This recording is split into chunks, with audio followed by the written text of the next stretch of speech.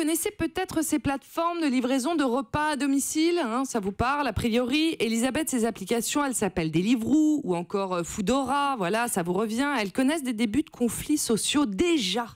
Oui, déjà, ce sont des toutes jeunes entreprises. Par exemple, Deliveroo a à peine 4 ans.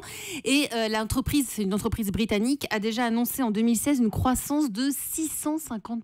Ça existe. 650%, c'est colossal. Et ça cartonne parce que le principe est très simple. C'est à la portée de tous. Vous commandez via l'application qui se trouve sur votre smartphone, par exemple, votre couscous préféré, qui est en bas de la maison, ou la pizza de votre quartier. Vous payez... Ou les deux. C'est bon, une pizza au couscous. C'est vrai. Non, mais c'est très bon. Et en une quinzaine de minutes, c'est livré à la maison grâce à un gentil coursier qui se déplace à vélo. Vous les avez peut-être déjà remarqués, ils sont habillés en turquoise et en noir. Mais ça, Elisabeth, c'est seulement à Paris ou dans les grandes villes, en tout cas. Oui, alors ça se développe partout. C'est déjà présent dans 20 villes, dans plus de 20 villes. Par contre, il faut éviter de commander d'une ville dans l'autre. Oui, voilà. Par exemple, si vous commandez un couscous de Marseille et que le mec vient à vélo, c'est beaucoup plus problématique. Non, mais on a de la chance, c'est géolocalisé. Donc en général, vous avez le choix de ce qui se trouve autour de vous. Parmi ces villes, donc vous avez Bordeaux, Lille, Tours, Angers ou encore Clermont.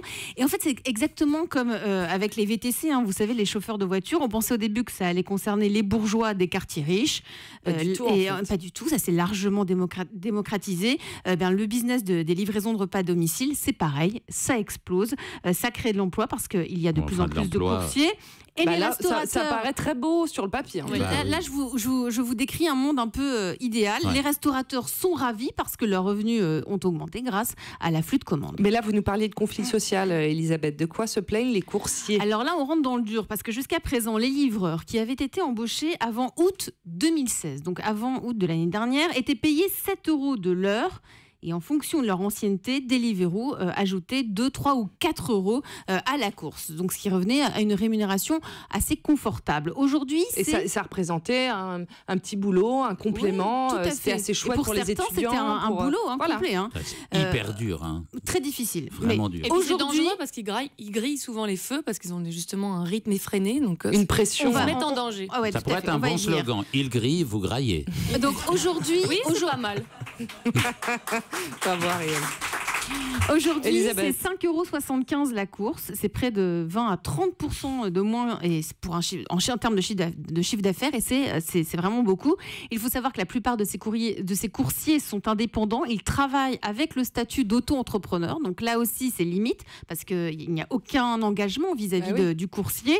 Donc ce qu'il gagne, c'est son gagne-pain. Et quand ça s'arrête, il n'y a pas de chômage, il n'y a pas de lettre de licenciement, il n'y a pas un accompagnement pour trouver un autre boulot. Il n'y a rien. On ne cotise pas. On cotise rien. C'est l'employeur qui stoppe net le contrat. En quelques mois, les livreurs se sont multipliés. Aujourd'hui, ils sont près de 7500, 8000 partout en France. Ce qui fait que pour un coursier, très clairement, aujourd'hui, comme ils sont nombreux, le temps, c'est de l'argent. Écoutez, Jérôme Pimot, il est ancien coursier chez Deliveroo. Il est fortement impliqué en ce moment dans la défense des conditions de travail des coursiers. On l'écoute.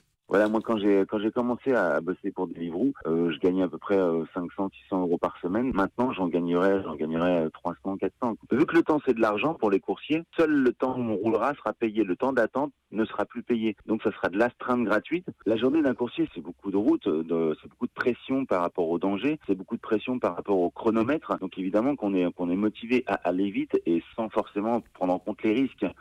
Là, vous vous rendez compte, j'imagine, tous ceux qui ont déjà commandé sur ces applications, ce qu'il se passe derrière. Quelquefois, on rajoute un petit pourboire, on peut. C'est bien de rajouter quand même. Peut-être, en effet, parce qu'on comprend que ce métier, il est extrêmement précaire, Elisabeth. Complètement. Et c'est un conflit, en ce moment, emblématique de nos nouveaux rapports sociaux.